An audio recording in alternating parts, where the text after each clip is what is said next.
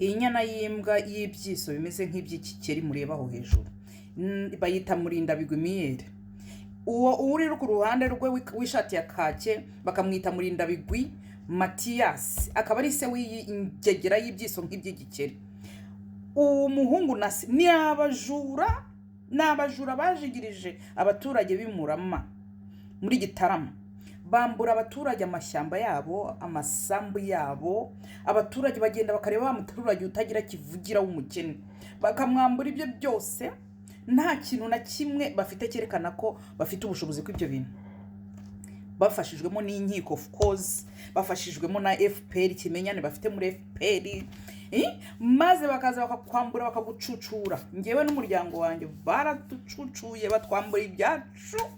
batwambura ibyacu nitugira kirengera. Inkiko umva urega ni uregera, wanyana y'imbwa ibyo wari